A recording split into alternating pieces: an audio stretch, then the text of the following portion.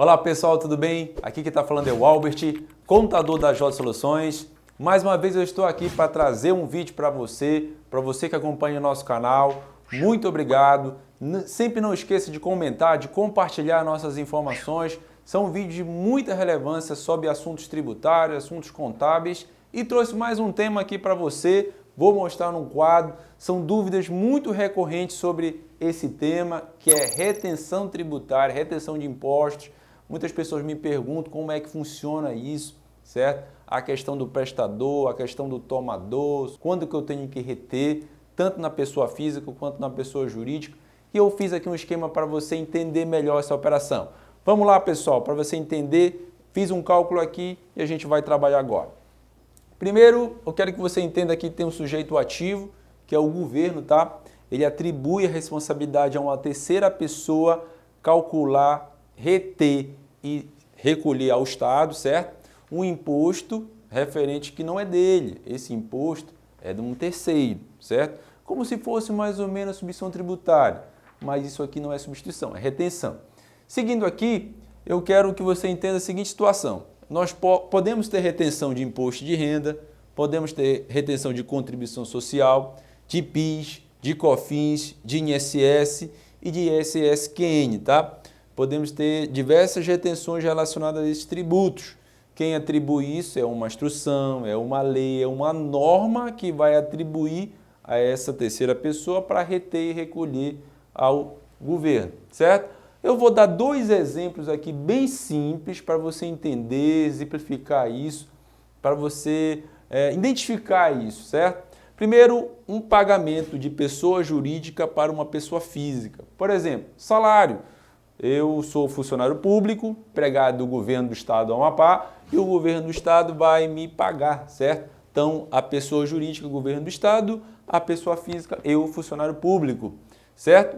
Então, quando o governo for me pagar, existe uma lei, existe uma atribuição, certo? Que é imposto de renda retido na fonte e vou também contribuir com o INSS, certo? Lógico que nós estamos falando aqui de INSS, regra geral, tá?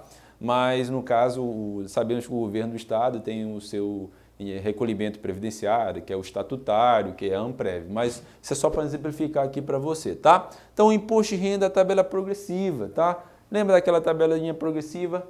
Ela, inclusive, está aqui, eu coloquei no quadro para você, tá?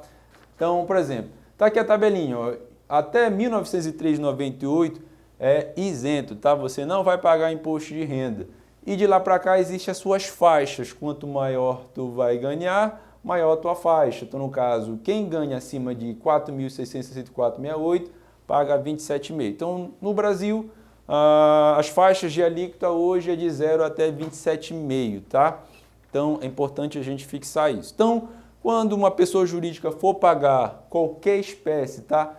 Isso independente seja empregado ou não, pode ser o autônomo. Vou lhe dar um exemplo. Contratei aqui um pedreiro para fazer um serviço de qualquer aqui na minha empresa. Eu, como empresa, quando contrato uma pessoa física, por lei, eu tenho que reter INSS e imposto de renda. Logicamente, se ele tiver dentro das alíquotas enquadradas. Se foi R$1.000, não, eu só vou reter previdência, eu vou reter INSS. Mas se ele não tiver na faixa de isenção, também imposto de renda. Ou seja, o governo atribui a responsabilidade aqui não do prestador, certo? Não do prestador, mas sim do tomador do serviço reter e recolher para o sujeito ativo, tá? Então, o governo, quando essa pessoa jurídica for pagar a pessoa física, tem que reter desse cara, tem que descontar desse cara, apurar, descontar e recolher para o governo, tá? E ele receber aqui o valor líquido. Ok? Então, indo para um cálculo bem simples aqui, eu quero que você entenda que eu coloquei aqui um cálculo bem simplesinho. Outra coisa aqui, 2019, eu quero que você anote aí, tabela da Previdência, tabela do INSS já foi atualizada, tá? Então, a tabela, por exemplo, quem ganha até 1.751,81, você vai recolher, você vai contribuir 8% de INSS. Quem ganha de 1.751,82 até 2.919,72, 9% de contribuição. E de 2.919,73 até 5.839,45, 11% de contribuição com a Previdência, tá? Regime seletista, tá? Então, todos nós, contribuintes seletistas, tanto faz a nível de empresário, empregado, contribui com a Previdência, tá, pessoal? Pessoas físicas, inclusive autônomos, contribuintes individuais, você vai utilizar a tabela nova do INSS, tá? É importante você acompanhar isso e fazer a sua contribuição. Já identifiquei diversas declarações, inclusive de imposto de renda, de autônomos que informa que tem um rendimento, mas não sabe que pode haver um cruzamento na sua declaração de imposto de renda, no qual você não contribuiu com a Previdência e o fisco te cobrar esse recolhimento pelo fato de você não ter recolhido, certo? Lembrando, sempre tem que ser recolhido a partir do fato gerador que ocorreu. Se ocorreu o fato gerador agora em janeiro, você tem que recolher no mês subsequente, em fevereiro. No caso, a guia do INSS vence todo dia 20 do mês seguinte, certo? Então, fiz aqui um exemplo de cálculo de pagamento de pessoa jurídica para pessoa física. Por exemplo, ganhei um salário aqui de R$3.000, certo? Vou aqui para a minha tabelinha do INSS, então eu ganhei aqui de 2.900, estou nessa faixa aqui, de 2.919 a 5.000 e pouco, então eu vou contribuir com 11%. R$3.000, 11%, R$330 de INSS, vou contribuir aqui 330, que vai descontar aqui do meu salário, certo? Aí vou receber aqui líquido 2.670,00. Então, a partir daqui é minha base de cálculo para se calcular o imposto de renda, certo? Então, bora pegar aqui 2.670, bora verificar aqui na tabelinha. Lembra que até 1.903,98 é zero? Então, até nessa faixa, não vou recolher nada de imposto de renda. Então, está aqui o cálculo, 1.903,98 isento. Aí, de 1.903 para 2.670, ultrapassou 766,02. Então, a partir daqui que eu vou aplicar a segunda faixa, 7,5. Vou recolher de imposto de renda R$ 57,45. Ou seja, a minha alíquota efetiva, se eu pegar esse 57, dividir aqui pelo meu salário, minha alíquota efetiva 1,92. Então é importante é um cálculo relativamente simples, tá? Mas esse que é o cálculo do imposto de renda, é obrigado o tomador do serviço, no caso o exemplo aqui da pessoa jurídica, reter e recolher ao governo, certo? Segundo exemplo é de PJ para PJ, tá, pessoal? Existe atividades específicas, certo? Onde o tomador e o prestador, isso aqui é o tomador, certo? Digamos que eu sou aqui escritório de contabilidade, certo? Eu tenho a figura aqui do prestador, eu presto serviço de serviços contábeis para um órgão do governo, fiz uma auditoria, enfim, aí o governo me contratou para fazer esse processo de auditoria, certo? E o governo é o tomador do serviço e eu sou o prestador. Aí, quando eu for emitir a nota fiscal para o governo, existe uma legislação específica, certo? De acordo com a minha atividade de contabilidade, que determina que quando ele for me pagar, ele tem que reter imposto de renda, PIS, COFINS, contribuição social, tá? Então, vou te dar um exemplo bem simples de uma atividade de contabilidade. Eu tem que olhar de acordo com a lista lá da lista de serviços específicos, certo? Então, eu como prestador de serviço, quando esse tomador for me pagar, existe uma lei, existe uma norma obrigando ele a reter da minha nota fiscal, ou seja, ele vai pagar apenas o líquido.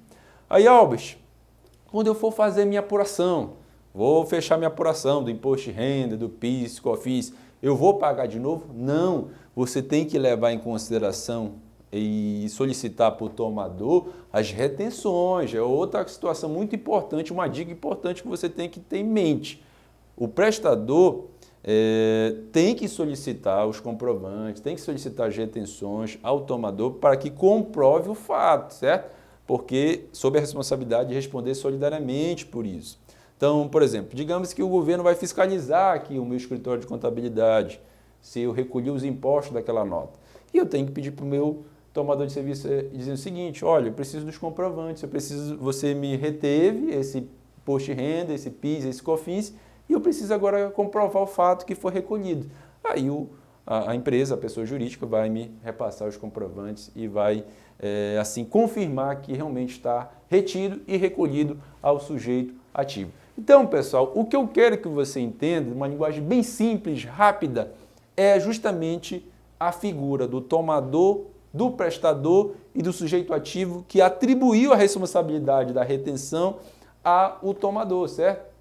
O prestador, por mais que o imposto seja dele, certo? Por mais que a carga tributária seja dele, mas foi transferida a responsabilidade ao tomador do serviço fazer a apuração e recolhimento desse imposto. E você, pelo fato de ter prestado o serviço, tem que acompanhar, tem que solicitar a comprovação e tem que abater na sua apuração para você também não pagar duas vezes esse fato. Isso tanto serve de pessoa jurídica para pessoa física ou o segundo exemplo de pessoa jurídica para pessoa jurídica. Aí tu diz, mas que atividades? São todas atividades que podem ser retidos?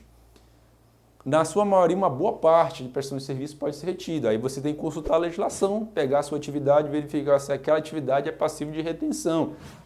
Também existem exceções? Sim, existem algumas exceções. Por exemplo, as empresas do Simples. Existem casos que não se retém empresas do Simples.